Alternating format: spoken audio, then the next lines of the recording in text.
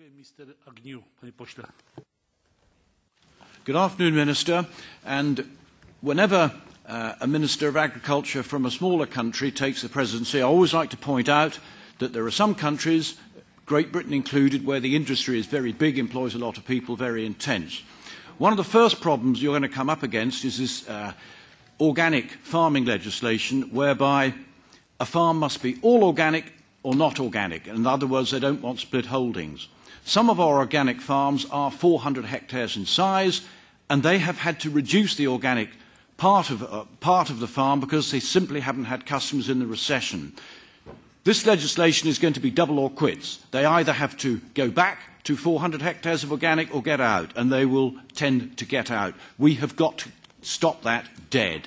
It's going to kill organic farming.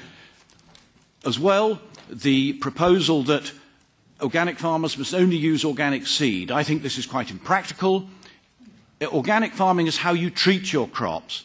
Buy a seed, it doesn't matter if it's not organic, but then treat it organically. Don't put on the seed dressing, don't put on the fertilizer, etc. That is good enough. I'm sure they'd all agree with me. We are experiencing real volatility in milk prices at the moment. One of the ways of trying to mitigate that is to have a futures exchange. This has passed the test of time with cereals. I use it myself. And yet there are people in this room who say that futures trading is wicked and all the rest of it. It isn't. It does really help.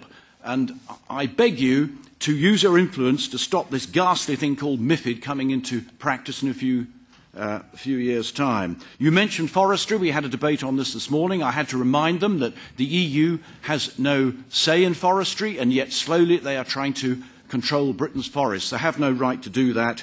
On medicated feed, we do have a very good system in the UK, and I really don't want to see that interfered with. Thank you. As to the organic farming, during the Council meeting in May, a general agreement should be made, and I expect that the Commission would also be ready to cooperate and would be flexible, and this is essential for the Member States. Although we often have to consider very technical questions, they are crucial for all the Member States. Our general approach toward the CAP and the simplification issues is as follows. I am aware that this issue is very important for our presidency, and it's very important for all the Member States. And in this regard as well, we expect the Commission to be constructive, to be cooperative regarding the topical questions on which the Council conclusions in May are expected to be reached.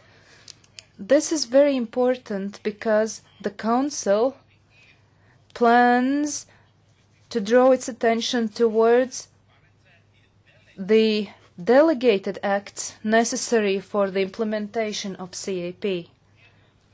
And these are the main comments, maybe short comments, about the way we are going to approach Commission and ask them to act and to cooperate on those very important issues. The Council knows which are those issues that are still outstanding and that will require time. And those are the issues that you mentioned. Exactly. The split of the farm into organic or non-organic parts. Yesterday I talked to my colleagues who take part in the working groups on this issue. They said that the whole issue had been directed towards a good solution. Well, I believe this to be a good direction, saying that there will be possibilities for a farm to carry out both organic and non-organic farming. This compromise is still yet to be confirmed and approved, but this is a general trend. So I hope that your concerns will be alleviated, and this will then not be so important, either talking about the big farms or the small farms. As regards forests, Ms. Müller asked a question about forests, and we know that there is no unified forest policy in Europe.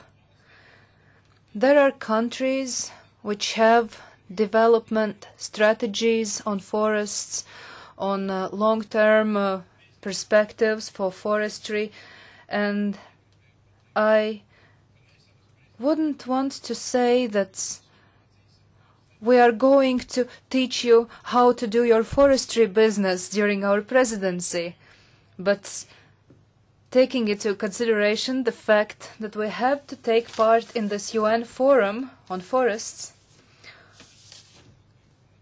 we will try to achieve the necessary results, and we will try to find the common ground as regards forest policy. And in these talks,